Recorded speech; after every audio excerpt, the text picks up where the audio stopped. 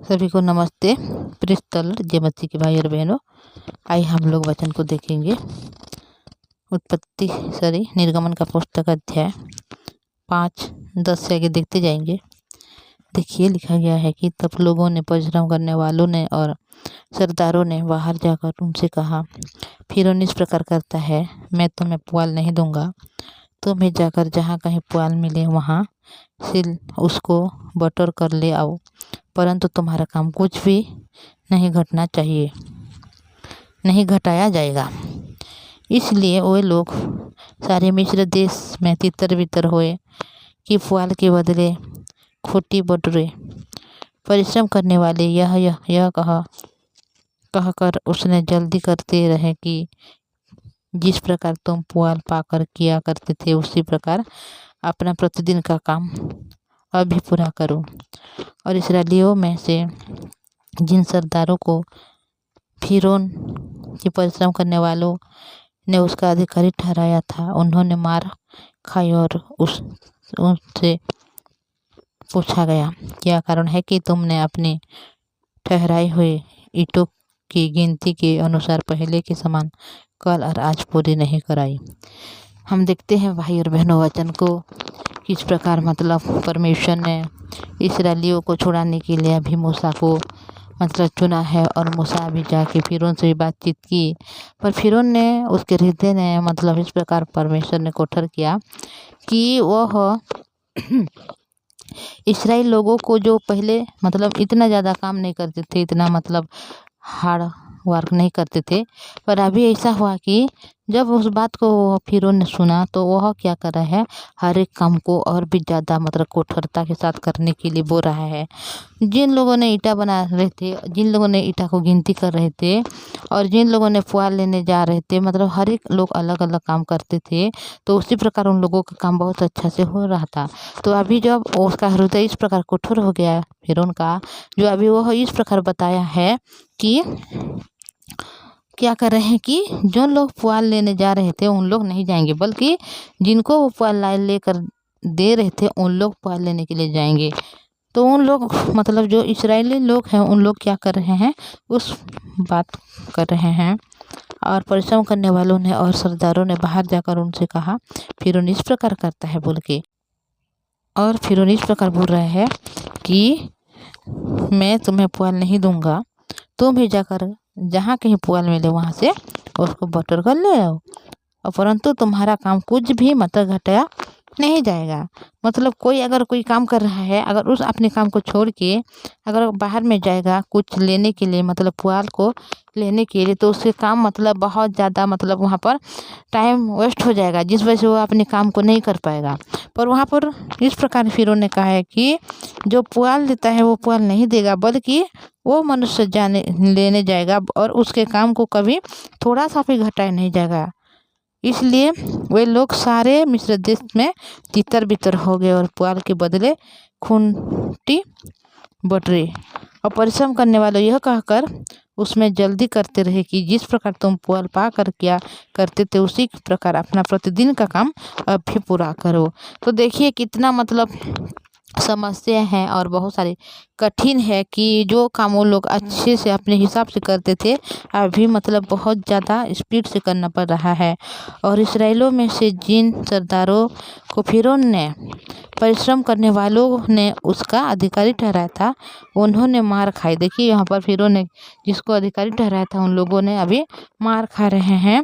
और उसने पूछा गया कि क्या कारण है कि तुमने अपनी ठहराई हुई ईंटों की गिनती के अनुसार पहले के समान कल और आज पूरी नहीं कराई। तो देखिए उन लोगों ने जो पुआल लेने के लिए जा रहे हैं बाहर, और जहाँ पर मिलता है वहाँ पर लोग बटोर रहे हैं, तो कैसे करके अपने काम को कर पाएंगे, जिस वजह से उन लोग अपने काम को नहीं कर पाए। इस वजह से अभी क्या हो गया कि उन लोगों को डांट रहे हैं और मार भी दे रहे हैं। और फिरौन ने इस प्रकार बोल रहे हैं कि क्या कारण है कि तुम लोग जिस प्रकार कल और पहले जो काम करते थे उस काम को इस प्रकार नहीं कर रहे। तो अब इस्राएल के सरदारों ने जाकर फिरौन की दुहाई यह कहकर दी, तू अपने दासों से ऐसा बर्ताव क्यों करता है। तो देखिए वहाँ पर इतना मतलब उन लोगों को बर्ताव कर रहा है फिरौन राजा के जो सरदार लोग हैं, और जो उन लोगों के लिए एक मतलब जो अधिकारी ठहराया, उन सबों ने उनके मतलब कठिन के मतलब कठोरता के साथ काम करवा रहे हैं। तब अभी इस्राएलियों के सरदारों में जाकर अभी ये दुहाई दे रहा है फिरौन के सामने कि तू अपने दासों से ऐसा बर्ताव क्यों कर रहा है। तेरे दासों को पुआल तो दिया ही नहीं जाता, और वे हमसे कहते रहते हैं ईटा बनाओ ईटा बनाओ, और तेरे दासों ने भी मार खाई है, परंतु दोष तेरे ही लोगों का है। तो देखिए यहाँ पर साफ साफ जाके अभी जो इस्राएलियों का सरदार है अभी बोल रहा है कि हम लोगों को मतलब ईटा बनाओगे और बोलोगे और हमारे पास पुआल भी नहीं रहेगा तो हम कैसे ईटा बनाएंगे, और हम लोग मार भी ऐसे खाई हैं और हम पर दोष भी लगाया गया है, और हमारे कोई दोष भी नहीं था बल्कि तुम्हारे लोगों का दोष था। फिरौन ने कहा, तुम आलसी हो, आलसी इस कारण कहते हो कि हमें यहोवा के लिए बलिदान करने को जाने दे। तो देखिए यहाँ पर फिरौन ने इस प्रकार बोल रहा है कि तुम लोग आलसी हो, मतलब जो काम मैं तुम लोग को करवा रहा हूँ उस काम को नहीं कर रहे हो, इसीलिए तो तुम लोग मतलब हम लोगों को जाने दो कि हम लोग परमेश्वर के नाम की बलिदान चढ़ाए बोल के बोल रहे, क्योंकि तुम लोग आलसी हो बोल के यहाँ पर फिरौन ने बोला। अब जाकर अपना काम करो और पुआल तुमको नहीं दिया जाएगा, परंतु ईंटों की गिनती पूरी करनी पड़ेगी। तो देखिए उन लोग जितना भी ईंटा बना रहे थे उतने ईंटा जरूर बनाना है, और पुआल भी तुम लोगों को नहीं दी जाएगी, पर तुम जितने पहले बनाती थी उसी प्रकार पूरा करना पड़ेगा बोल के अभी फिरौन राजा ने बोला। तो इस्राएल के सरदारों ने यह बात सुनी और उनकी ईंटों की गिनती न घटेगी और प्रतिदिन इतना ही काम पूरा करना पड़े। तब वे जान गए कि उनके संकट के दिन आ गए हैं। तो देखिए उन लोगों को पता चल गया कि उन लोगों के संकट के दिन आ गए हैं।